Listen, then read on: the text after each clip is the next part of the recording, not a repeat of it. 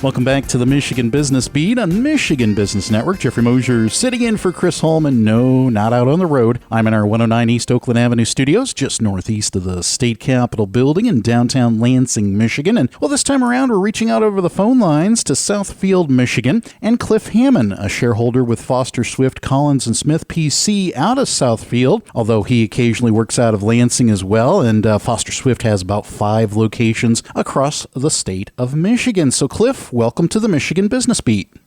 Oh, thank you. Thank you for having me. Excellent, excellent. So could you share with the Michigan business community a brief snapshot of that career trajectory that led to being a shareholder with Foster Swift?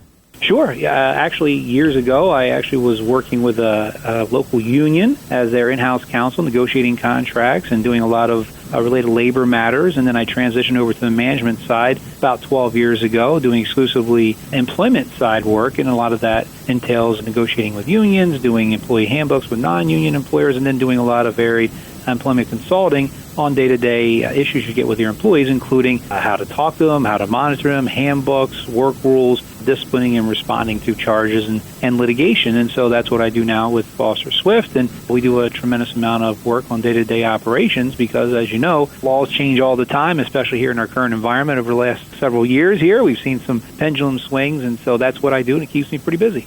Excellent. And keeping pretty busy, I also understand that in that line of your expertise that you ended up recently co-authoring an article. Can you tell me more about that? Sure. Yeah, another colleague of mine, Rob Hamor, and I had actually talked because we had several clients come to us and say, what do we do here about these eavesdropping issues, of video surveillance? We want to make sure that we're on the right side of the law here and we don't do something that gets us in trouble, because we have a lot of employees who come in sometimes and they'll say, I'm recording this conversation.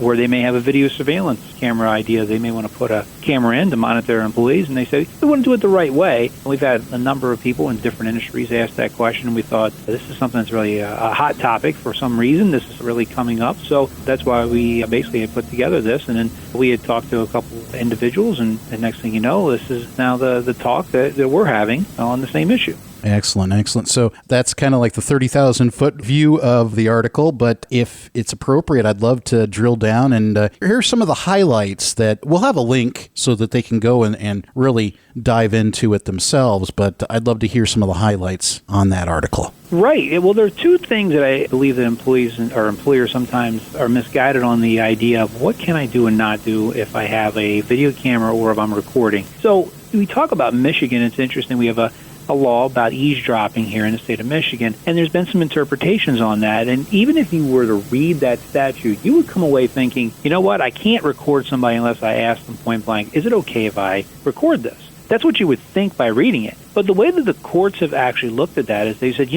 actually you can't eavesdrop on somebody, which literally means you sit at the eaves of a window and listen in on somebody else's conversation if you're part of that conversation. So it's not really a private conversation where you're listening in on it. So if I have a recording device in my pocket or on my phone, which is becoming more and more prevalent, right, and I engage in a conversation with you, you don't really have an expectation that that's a private conversation with me because I'm not listening in to somebody else. So under Michigan's law, and this comes up, I would say, probably on a monthly or bi-monthly basis, we have individuals who come in and employers think that they're being recorded and by an employee. And the question really comes down to, can the person lawfully do that? And the answer is yes. If you're a party to a conversation, you can record as long as you're part of it. What you can't do, however, you cannot tell somebody else, hey, why don't you record a conversation you're going to have with somebody else for me with this electronic device, whether it be a phone or an old school recording device. Yeah. That isn't a violation of Michigan's law. So you can't lay a recording device underneath the table, walk out, and hear two other people talk. So that's a little bit of in a nutshell of what I think complicates this issue is that people get confused on whether it's a one-party state or a two-party state, which means is just one person has to know or do both people have to know. And the reality is if you have a conversation, you may be being recorded. And it's important to know that. So I always tell people, be careful. The other issue that this article really hits upon, I think, is it kind of depends on what type of company you are as to what you can do with these things for discipline. So, for instance, if you have a security camera, where can I place it and what can I do with it? Now, generally speaking, Michigan allows you, like most places, to put security cameras in a public area where you don't have an expectation of privacy. So if you have a general open area, you obviously want to make sure that you don't have somebody coming in and stealing all your materials or, engaging in some sort of, difficult issue that will place your employees or your company in a bad situation. So you want to make sure that people aren't out there scratching cars in the driveways or in the parking lot. So obviously you can put video cameras out there or in the public areas. The question really comes to, what about private areas? And the private areas are where I think the question really gets to it. So is a person's office private? Well, does he have a window in it? Does she have a locked door? How about a cubicle?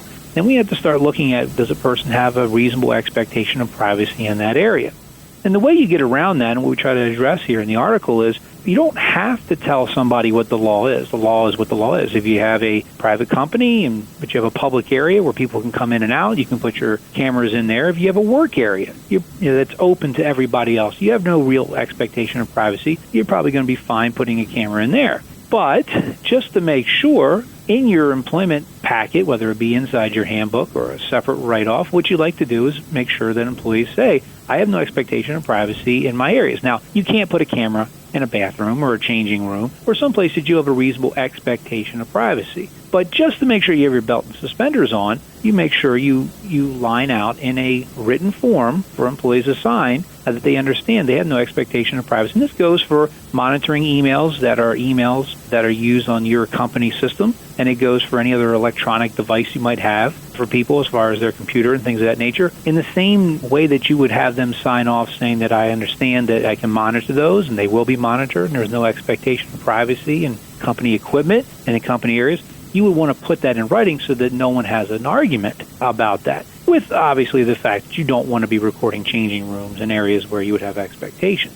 But what really gets into, I think, an issue, and I think it is a case-by-case situation, you need to sit down and think about this critically, is can I use audio on a video surveillance camera where I might pick up a conversation of somebody who's having a conversation with another person in an area that might not necessarily be a public area of accommodation. And that's where you might get yourself in a little bit of trouble as an employer if you have audio on your video cameras, because there are not a lot of cases out there that really talk about this issue. And the law obviously wasn't drafted about video recording equipment, 40 years ago, 50 years ago. So this is where you really have to take some time to think about what it is that you're trying to do with your video equipment. What are you trying to accomplish by doing it?